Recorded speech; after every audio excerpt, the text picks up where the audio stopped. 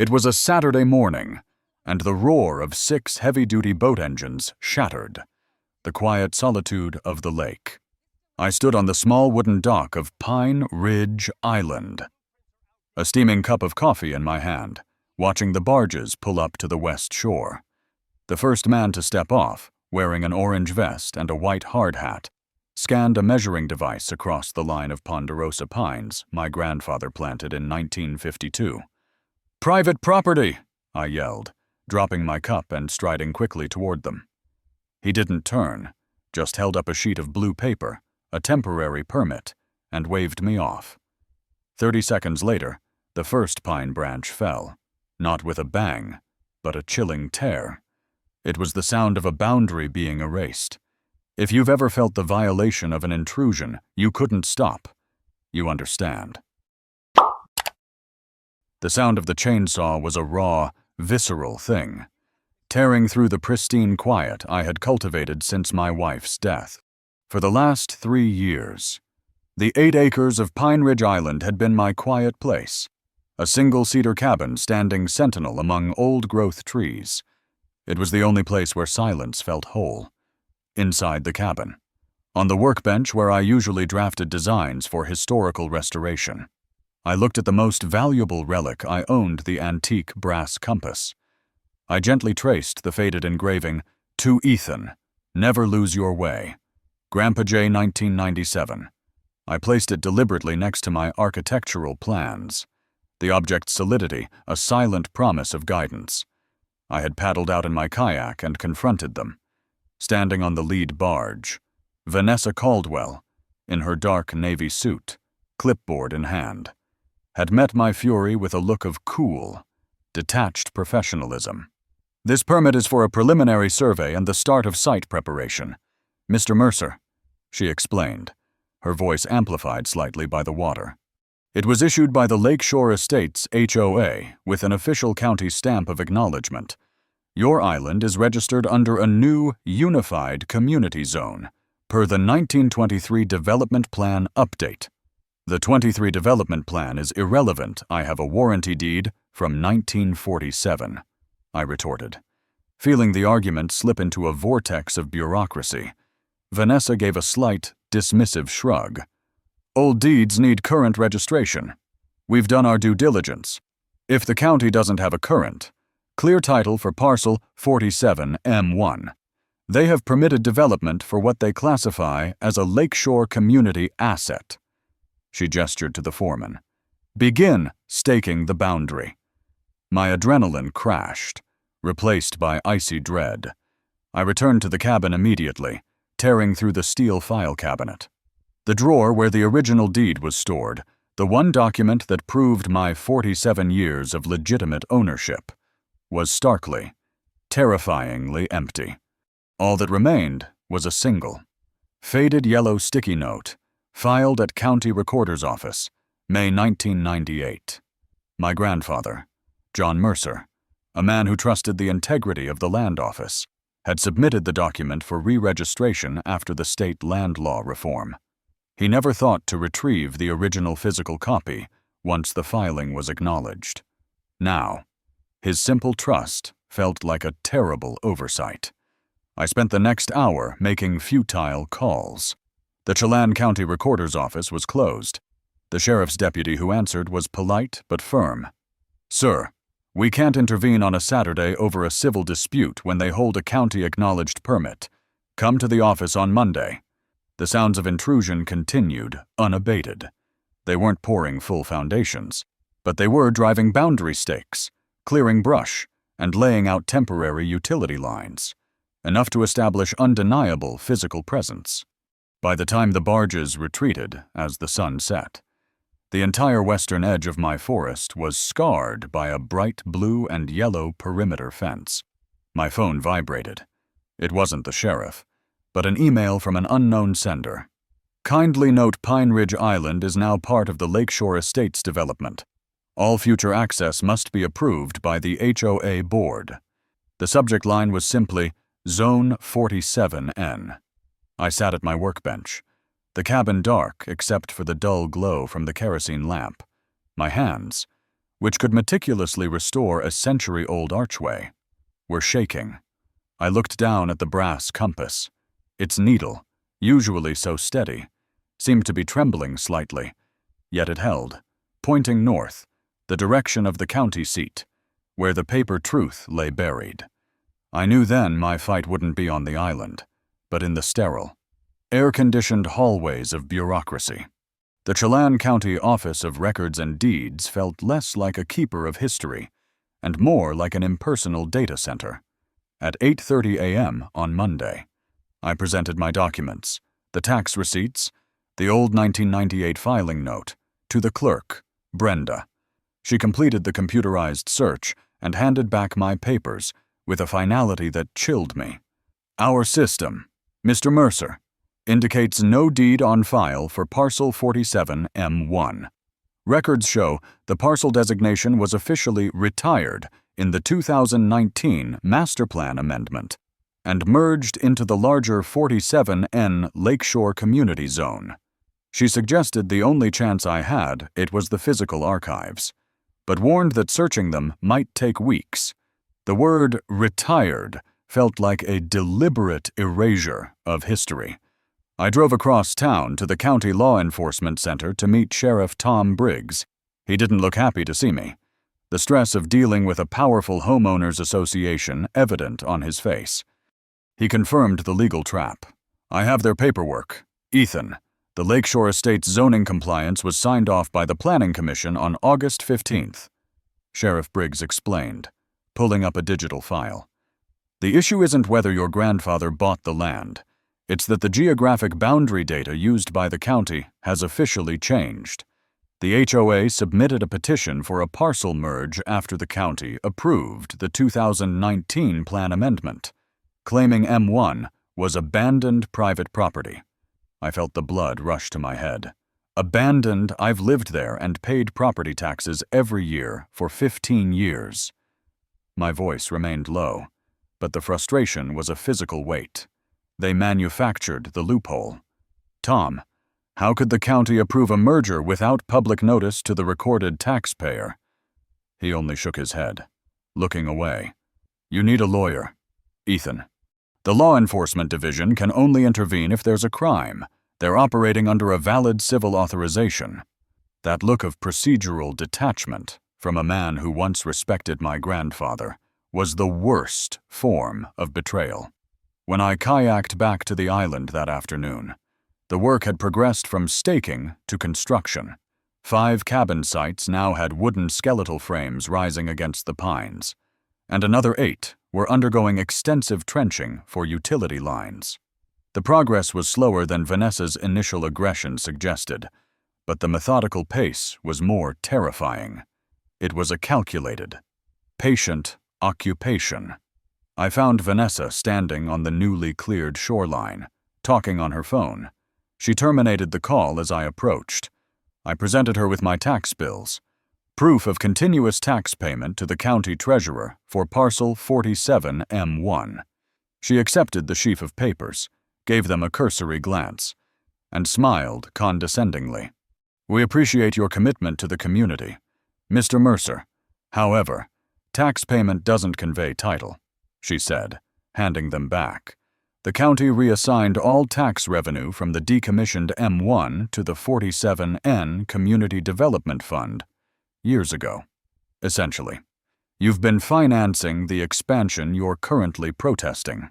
The cold, elegant logic of her deception hit me harder than any physical blow. That night, I didn't research RCW codes. Instead, I focused on the one weak point, the 2019 Master Plan Amendment, and the parcel merge. The county email had mentioned the decommissioning. I wrote an aggressive inquiry to the county's IT department, requesting the metadata logs for the GIS, Geographic Information System, update that executed the merge of parcel M1 into Zone N, if the parcel was legally retired. Who was the consultant that executed the digital erasure just before midnight? I received a cryptic, unofficial reply from a low-level county IT address, not the official email chain. It contained a single, small file attachment, a compressed metadata summary for the 2019 amendment. The body of the email held only 2 lines. Check the user account linked to the M1 parcel deletion. Look for VC Consulate.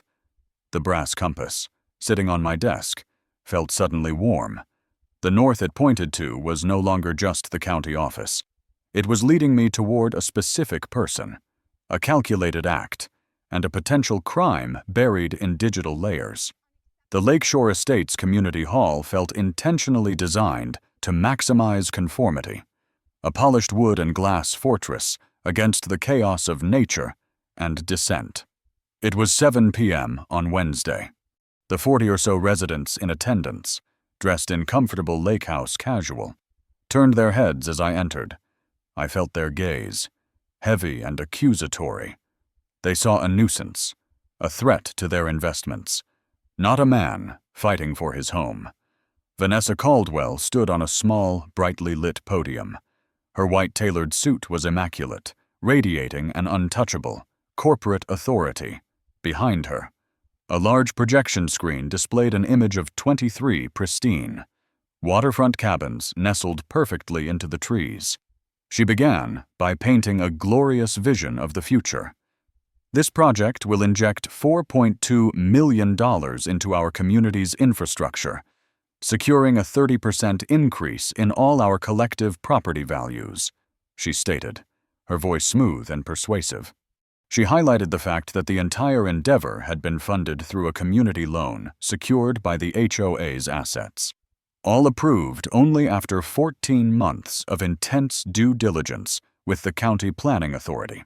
The renderings of the proposed Phase 2 development made Pine Ridge Island look like a pristine, organized luxury resort, not the wild, familial sanctuary I knew. Then came the pivot.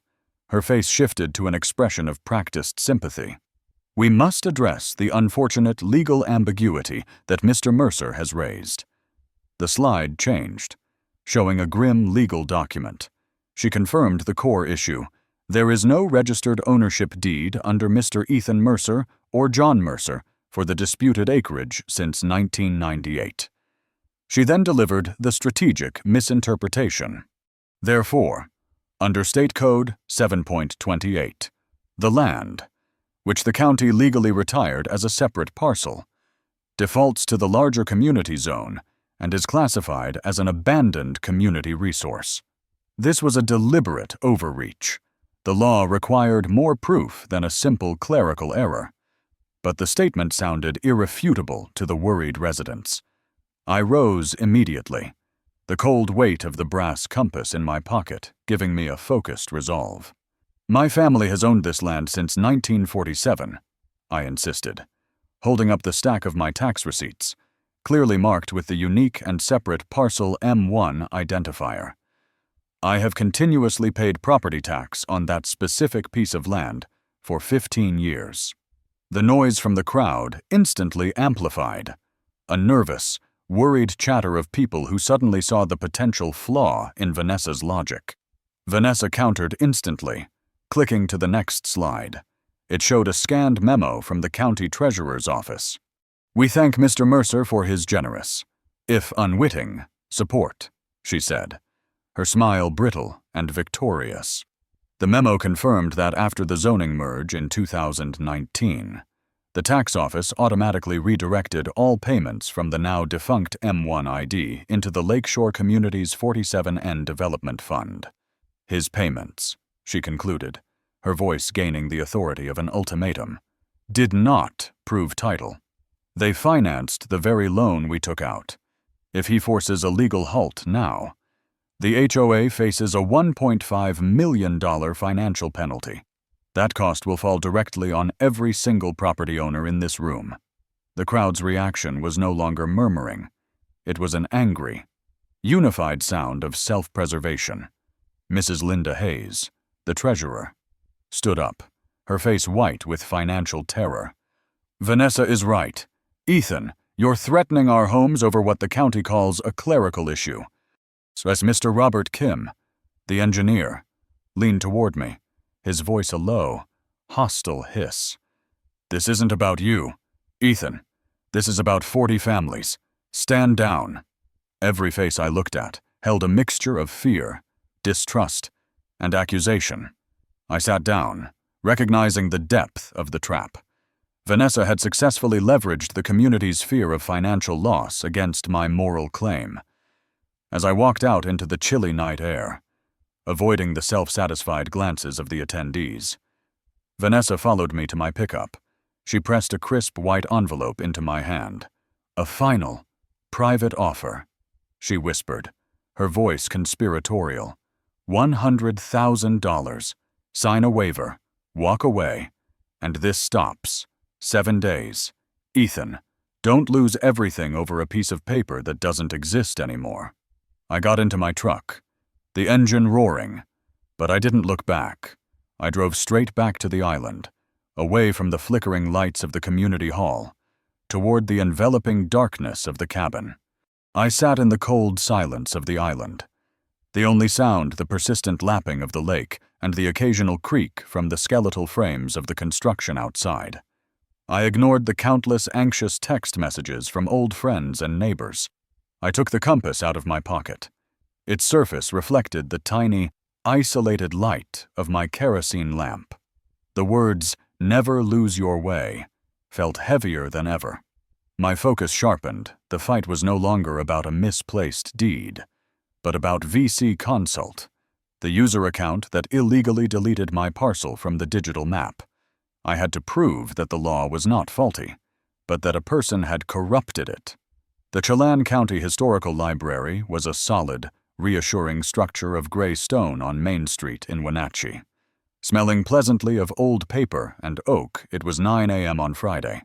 I walked into the archives room, seeking not just information, but sanctuary from the cold, calculating world Vanessa Caldwell had built around me. I needed the past to fight the corrupted present. Sitting at a large, worn wooden table, surrounded by dozens of cardboard archival boxes, was Margaret Maggie Chen. She was a small, sharp-eyed woman of 68, with silver hair pulled back severely and round spectacles perched low on her nose. She looked up and smiled, a genuine, uncomplicated expression that felt like sunshine after days of rain. "Ethan Mercer," she said softly, rising to meet me. "I was expecting you." Maggie explained the immediate connection. "Your grandfather, John Mercer, was the best surveyor in eastern Washington back in the 1950s and 60s. He helped me map out the county border lines back in 1974. She moved with an easy familiarity among the stacks of documents. "When I heard about the HOA building on Pine Ridge, I knew instantly something was wrong. John never left a piece of land unsecured." She retrieved an old heavy box labeled Land Survey Records 1940 to 1950. Maggie carefully pulled out a piece of yellowed linen paper and spread it gently on the table. It was a hand-drawn map, rendered with meticulous detail in India ink. In the bottom right corner, bold script read John Mercer, 03/14/1947. The map clearly delineated Pine Ridge Island, marking it as Parcel 47 M1, 8.2 acres, owner John H. Mercer. She pointed to a faint red stamp near the bottom. Chelan County Recorder's seal, 100% legitimate historical evidence. The map, the original truth, felt monumental. "But the new system says the deed is gone," I muttered, tracing the inked border of my island. Maggie nodded gravely. "The system is where the problem lies. Back in 1998, when the county transitioned from paper to digital, a lot of the old documents were contracted out to a company called Land Data Systems Incorporated for digitization. She explained that the company went bankrupt in 2003. The bulk of the unprocessed paper files, the ones that were never scanned, were moved into private storage near Moses Lake, about 120 miles east of here. She slid a handwritten note across the table with an address: Columbia Basin Archive Storage, Moses Lake, Washington. "That's where your original deed might be. The problem isn't that the deed doesn't exist. It's that someone ensured the digital system couldn't find it." I raised the key question. How could Vanessa Caldwell get a county permit if the legitimate historical map still exists? Maggie's eyes narrowed. The modern county planning department relies on the current GIS map layers, Geographic Information System, which are often updated by private contractors. If someone with the necessary access could strategically ideate that GIS layer, they could simply erase an old parcel designation, like M1, merging it into a new zone, like 47N. That's what the VC Consult user did, I suspect.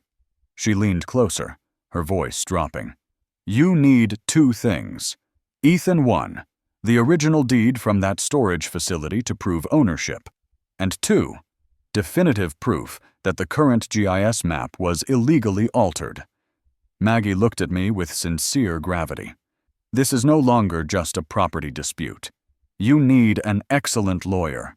She gave me a name, David Holbrook, a real estate attorney in Spokane known for taking on large corporate and governmental overreach cases. He won a big case against a logging company back in 2018 that involved similar boundary disputes. Tell him you have the original surveyor map. I called David immediately, presenting the brief facts and mentioning the VC Consult metadata note. If you can secure that deed and have the digital evidence, I'll take the case pro bono, he promised. But we have to move fast. If they complete those 23 cabins, the court may only grant you monetary compensation instead of forcing demolition. Standing outside the library, the autumn sun felt weak, filtering through the yellow leaves. I looked at the photo I'd taken of the old map. My focus was now east, toward Moses Lake, the location of the archive. I got into my truck, retrieved the brass compass from the glove box, and placed it on the passenger seat next to the map photo. Its needle swung slowly, then locked firmly, pointing toward the east, on the drive back to the boat launch. I stopped for coffee. The television in the gas station mini-mart was running a local news segment. Lakeshore Estates HOA announces near completion of Phase 2. 18 cabins ready for occupancy next month. President Vanessa Caldwell calls it a victory for community development. I watched Vanessa, radiant in a white shirt, standing between the new cabin frameworks. The reporter asked, "What about the property dispute?" Vanessa smiled. "Resolved through proper channels. The land belongs to the community." I finished my coffee, the image of her confident lie cementing my resolve. The compass, silent and heavy, was my guide. The drive to Moses Lake on Saturday morning was long, cutting across the arid, sprawling plains of the Columbia Basin. The landscape was vast and unforgiving, much like the bureaucratic system I was fighting. At 8 a.m., I reached the Columbia Basin Archive Storage, a massive, nondescript corrugated metal warehouse on the outskirts of the town. This place held the forgotten history of Chelan County. I met Walter Price, a man in his 70s who worked as the custodian. He was a former employee of Land Data Systems, the company that went bankrupt in 2003. "It was a nightmare of paperwork," Walter mumbled. Leading me into the cavernous storage area, the smell of dust and damp paper was overwhelming. Thousands of cardboard boxes, stacked floor to ceiling, represented decades of unprocessed county documents. For 5 grueling hours. I sat on the cold concrete floor under the flickering fluorescent lights, surrounded by 30 open boxes labeled with faded 1990s dates. I sifted through years of mundane legal clutter purchase agreements, old boundary reports, and discarded certificates. The physical search was grueling, exhausting, and seemed utterly hopeless. Then, at 1:30 p.m., I opened the 47th box I had touched. The label read, Chelan County, Deeds 1995 to 1999, Box 12 of 18. My hands were trembling slightly as I lifted the lid. 20 pages deep. There it was, the thick, cream-colored document. Warranty Deed, Pine Ridge Island, Parcel 47 M1, Grantor John H. Mercer Estate, Grantee Ethan Mercer, recorded May 12, 1998, Book 1847, page 392. It bore the correct notary stamps and the clear imprint of the county recorder's seal. It was real. It had never been lost, only hidden. The document was stamped Digitization Pending, LDS Inc., confirming it had been filed but never transferred to the digital system. While verifying the deed, I found an adjoining manila folder labeled County GIS Consulting, 2019 correspondence. My heart pounded. Inside were printed email chains between the Chelan County Planning Department and a consultant. I recognized the pattern from my IT clue, V. Caldwell. The emails revealed the strategic manipulation. Email 1, dated March 2019. Remaster Plan Amendment. Parcel consolidation request for Zone 47N. Consultant recommends merging legacy parcels M1, M2, M3 into Unified Community Zone per HOA development proposal. Email 2, dated May 2019. Parcel 47, M1 layer successfully removed from public GIS per amendment. Historical survey records remain in archive per RCW compliance. VC. Email 3, dated August 2019, was a final invoice. Final invoice, GIS Data Modernization Project, $18,500. Thank you for your partnership. Vanessa Caldwell, GIS Solutions, LLC. The timeline was a smoking gun. Vanessa Caldwell had been hired by the county as an outside consultant to modernize the data. She had then used that privileged access in 2019 to strategically delete my parcel from the digital map. The very map that her HOA later relied on in 2024 to claim the land as an abandoned community asset. This was no accident. It was a profound conflict of interest and clear intent to commit fraud. I immediately stepped outside to the parking lot and called David Holbrook. My voice was tight with triumph and controlled rage. I have it all. David, the deed proves ownership. The email chain proves Vanessa Caldwell manipulated the county's official map while acting as a paid consultant, creating the legal loophole for her own HOA project. David's response was measured, but excited. That's the jackpot. Ethan. She didn't forge documents. She corrupted the official record. That makes the county's permit null and void. We have a solid case for quiet title action and a serious charge of fraud and ethical violation. But he promised to secure an independent GIS analyst to review the metadata for ultimate proof of her direct access. Our meeting was set for Monday in Spokane.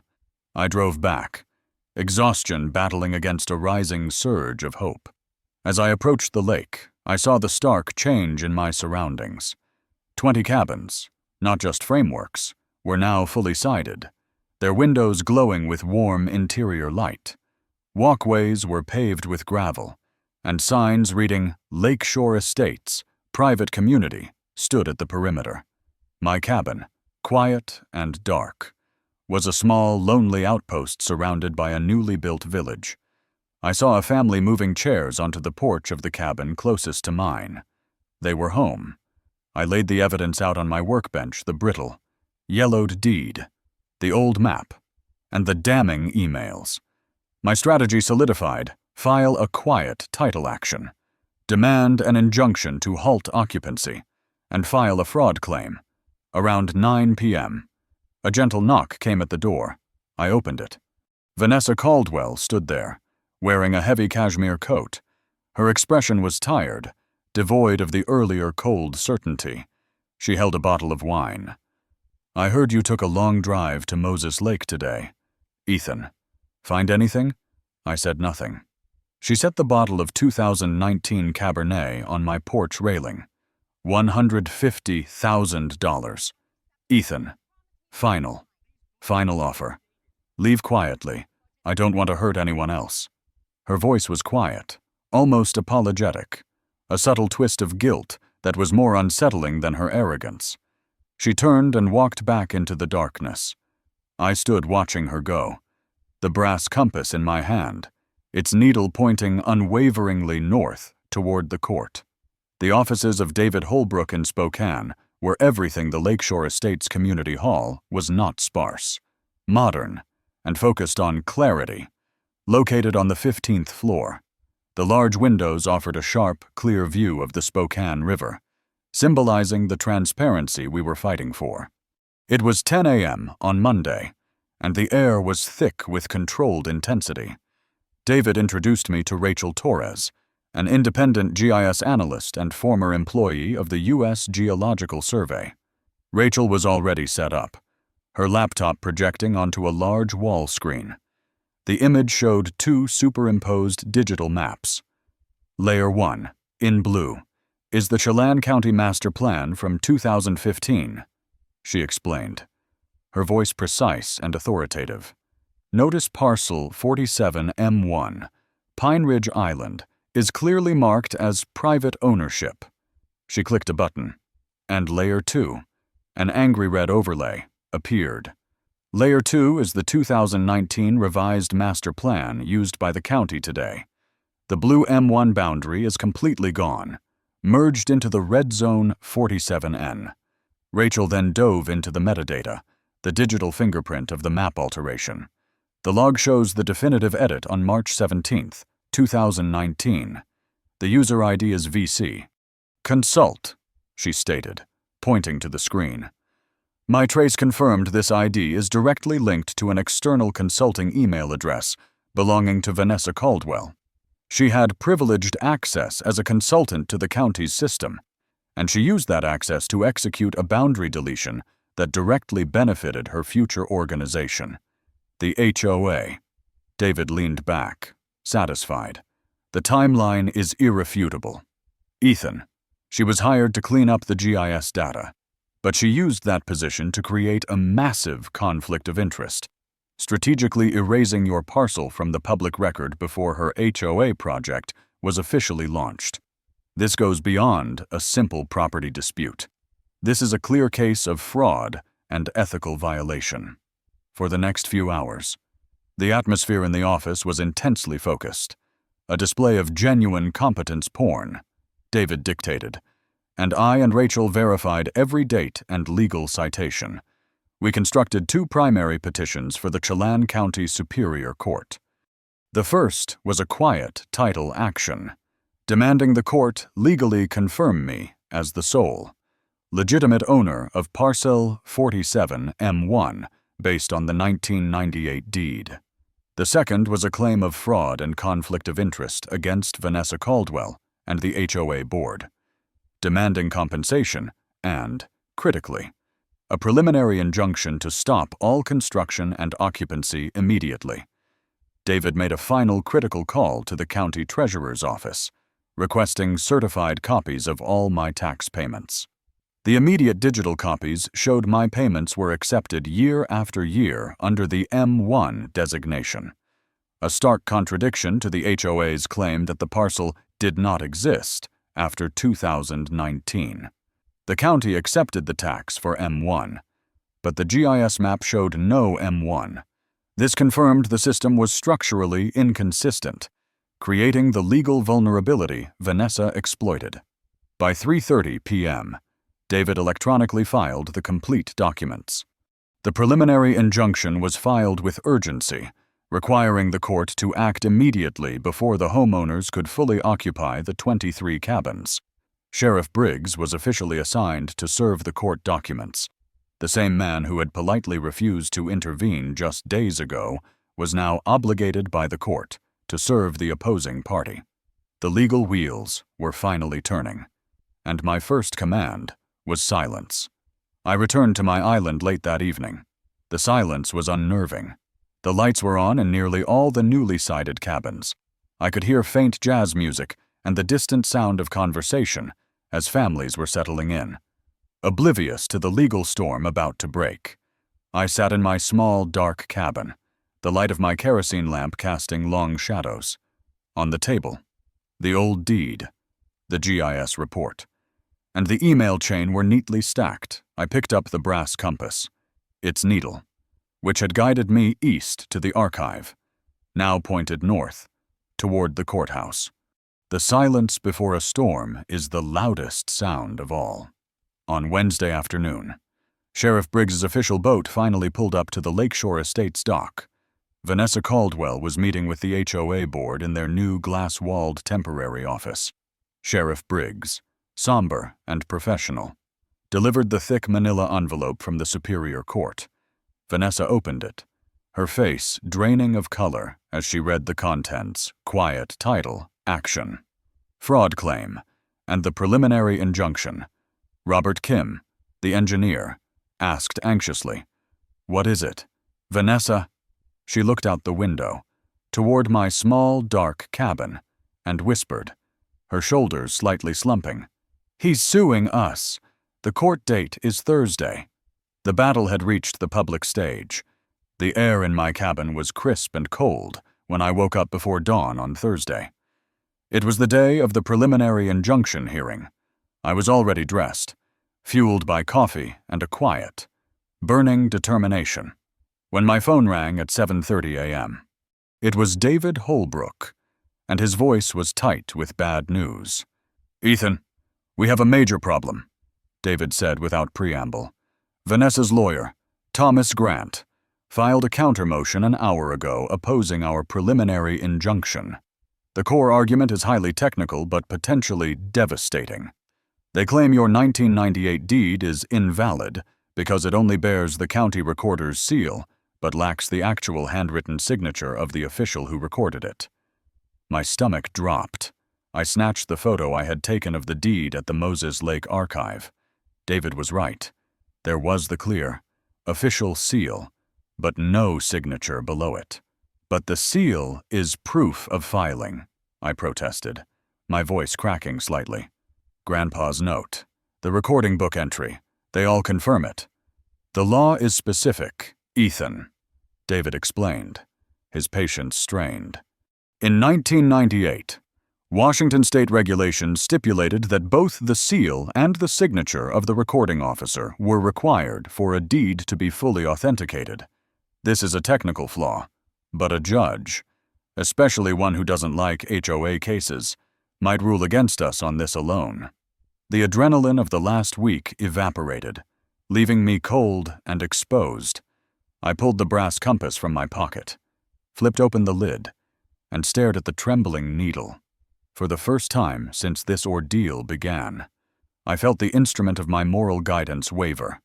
Everything, the deed, the emails, the GIS analysis, hinged on the legitimacy of this single piece of paper. If the deed was technically invalid, the entire foundation of the quiet title action would collapse. At 8 a.m., I called Maggie Chen, the only person who possessed the historical context needed to counter this legal maneuver. I quickly explained Grant's motion. Maggie was silent for a moment. "Wait, 1998. That was Martha Brennan, the recorder," Maggie finally said. "She was notorious for only stamping routine filings and often skipped the signature. She was reprimanded for it, but she was never fired. The key is RCW 65.04.030, Maggie stated. It states that the official record book kept by the county recorder is the definitive proof of recording, even if the physical copy given to the client lacks a signature, provided the entry was made in the book.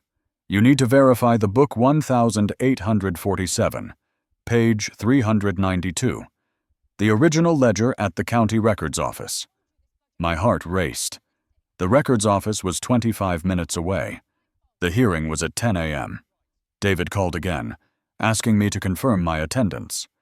"The judge may grant a continuance if you're not here, but that buys Vanessa 2 more weeks of construction and occupancy." And I looked out the window at the partially constructed 23 cabins, the lights on, the families living there. "I'm going to the county office," I told David, my voice firming with a new, quiet resolution. "If the deed is invalid, my being in court is pointless." I raced toward Wenatchee. At 9:40 a.m., the clerk retrieved the massive, leather-bound book 1847. I flipped to page 392.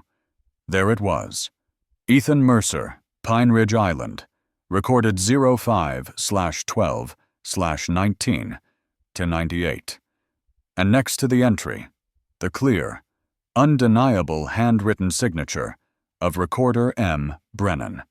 I took a high-resolution photo, jumped back into the pickup, and called David. I have it. The signature is in the book.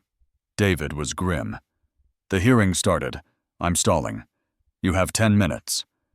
The compass, which had been trembling, now pointed straight ahead, guiding me toward the courthouse, where the truth would finally speak. I slammed the door of the pickup shut and sprinted toward the towering gray stone of the Chelan County Superior Court building. My heart hammered against my ribs, a loud, frantic beat in the quiet marble lobby. The clock on the wall read 10:02 a.m. The hearing had started 2 minutes ago. I raced toward the courtroom. The massive photo of the recorder's ledger secured in my pocket. I burst through the courtroom doors.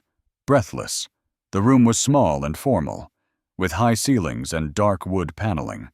Judge Reynolds, a severe-looking woman with closely cropped gray hair, was seated behind the bench, tapping her pen impatiently. The audience section was packed with Lakeshore Estates residents. Vanessa Caldwell sat at the defense table, wearing a stark black suit, her composure visibly strained, but still intact. Your Honor, I apologize for my late arrival, I managed, clutching the rail of the defense table. I was securing absolutely critical evidence that directly counters the defendant's last-minute motion. Judge Reynolds glared at me over her glasses. Mr. Mercer, this is highly irregular. Proceed, Mr. Holbrook, but consider this Mr. Mercer's only chance to present this tardy evidence. Thomas Grant, the HOA's lawyer, a slick man in a three-piece suit, stood up immediately, seizing the opportunity to discredit me. Your Honor, we filed a motion to dismiss the preliminary injunction. The plaintiff's entire basis for the quiet title action rests on a 1998 deed copy there, as shown on the screen, lacks the mandatory signature of the county recorder. Only a stamp is present. He pointed to the monitor where the image of my unsigned deed was projected. Under Washington state regulations of that era, both were required for full authentication. Without proper authentication, this deed cannot establish ownership, and the injunction must be denied.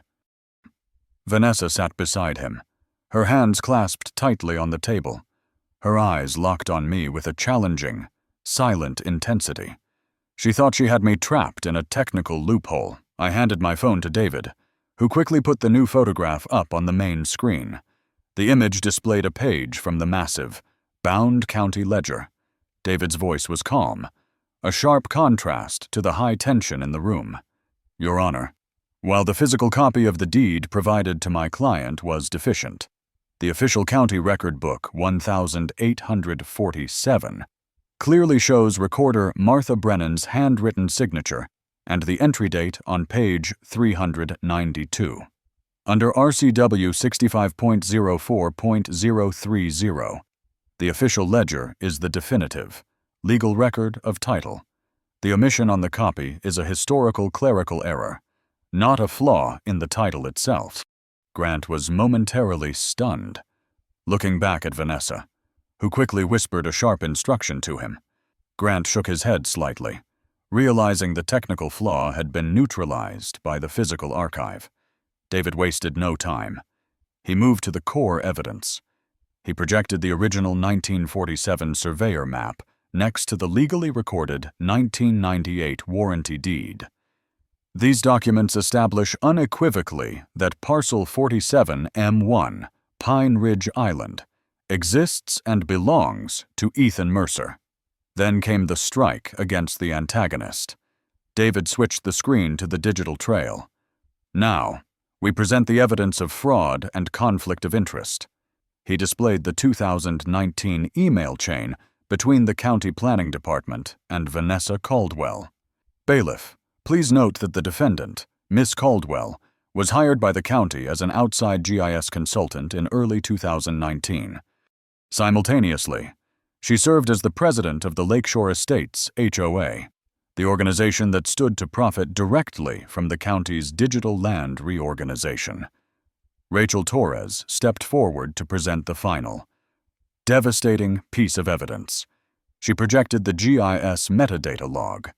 The log shows that the deletion of the M1 parcel layer was executed on March 17, 2019, by the user ID VC Consult. Rachel testified, her voice steady. My analysis links this external consultant account directly to Ms. Caldwell's registered email address. She used her privileged access to the official county mapping system to deliberately delete the legal existence of the M1 parcel, an act which directly created the legal justification for her HOA's expansion project years later. A wave of audible shock rippled through the spectators. Judge Reynolds' pen paused over her notepad. Vanessa's face had gone completely white. She sat unnaturally straight, her fingers now digging into the dark wood of the table. David finished his argument by presenting the tax payment records from 2010 to 2024, all accepted by the county under the M1 designation. The county cannot legally accept tax payments for a parcel and simultaneously claim that same parcel ceased to exist for the benefit of a private development. Judge Reynolds removed her glasses and looked directly at Vanessa. Miss Caldwell, do you wish to address this significant conflict of interest under oath? Vanessa stood, her composure finally shattering. Her voice was thin, trembling slightly. Your Honor, when I took the GIS consultation contract in 2019, I did not have the full development plan for the HOA. The project only began in earnest in 2023. I believed that merging those older, unused parcels would simply modernize the system. I did not intentionally try to defraud the county or Mr. Mercer. I acted in what I genuinely believed was the financial best interest of my community. She tried to wipe away a single tear before quickly sitting back down. Defeated, Grant placed a hand on her shoulder, but she angrily shrugged it off. At 11:15 a.m., Judge Reynolds delivered her conclusion. The court finds that the warranty deed for parcel 47M1 is legally valid. Furthermore, the court finds that Ms. Caldwell's actions in 2019, while serving simultaneously as a paid county consultant and the leader of the beneficiary HOA, constitute a severe conflict of interest and probable fraud. She brought down the gavel with a sharp, echoing thwack. The preliminary injunction is granted. All construction and occupancy on Pine Ridge Island must cease immediately. The Lakeshore Estates HOA is mandated to remove all structures, including the 20 partially completed cabins, within 90 days. The case will be referred to the Chelan County prosecutor for review of potential felony fraud charges against Miss Caldwell. The courtroom erupted.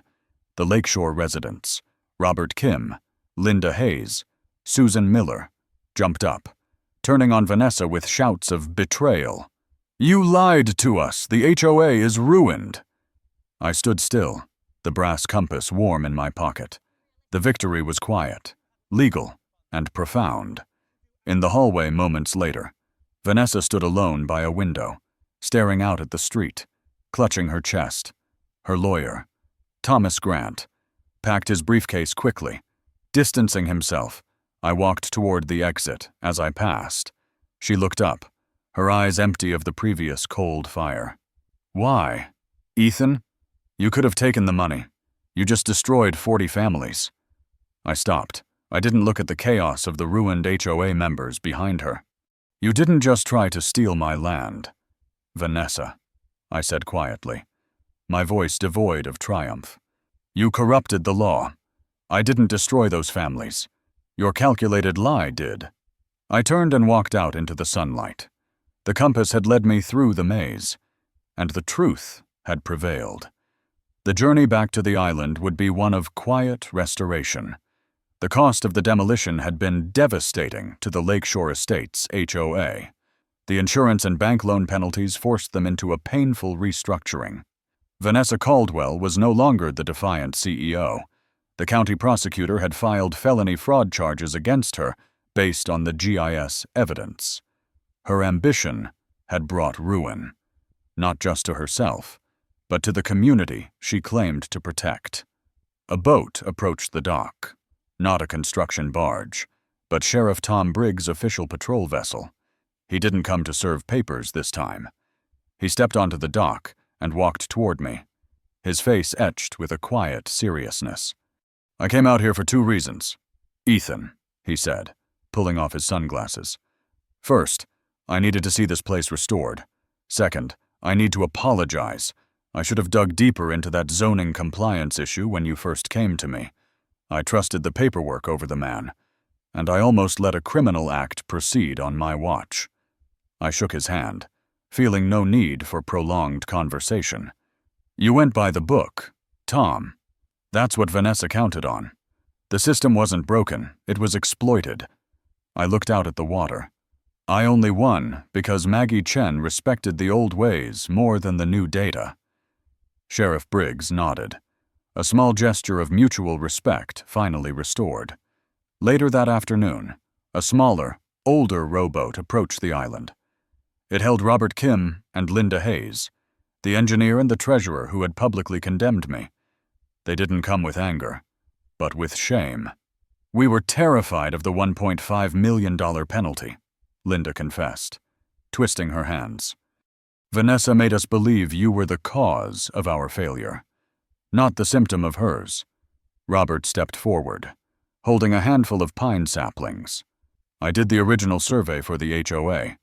Ethan, I saw the old boundary on the paper files, but Vanessa told me the GIS map overruled it. I didn't question it. I should have. I took the saplings. I need help restoring this side of the island. The 23 cabins took out a lot of growth." Their faces brightened instantly. It wasn't about forgiveness.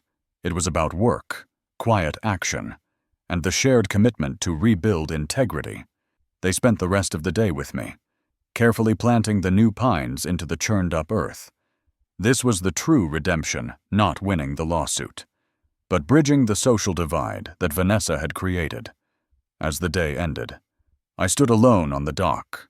The sun was setting over the Cascades, turning the lake to molten gold. I held the antique brass compass one last time. Its work was done. The north it pointed to was now the north I stood on. I didn't feel triumph, only a deep, profound peace. I had fought for a piece of paper, but I had won back my family's legacy, the integrity of the law, and my own quiet place in the world. I returned the compass to the top drawer of my workbench, a relic of the path I had successfully navigated. The island was quiet now, ready for its long, slow return to the wild, and I was finally home. You've just witnessed Ethan Mercer's journey, a calculated, lonely fight for justice, waged not with violence, but with integrity and irrefutable evidence. In life, we all face Vanessa Caldwell's attempting to erase the truth through manipulation and power. Where is the line you will never allow them to cross? If this story restored your belief that even when isolated, intellect and quiet resolve are the strongest weapons, we ask for your support. Subscribe to Gated Drama now to ensure you never miss a tale of hidden truth and the relentless pursuit of dignity. If you've found your own brass compass, let us know in the comments below.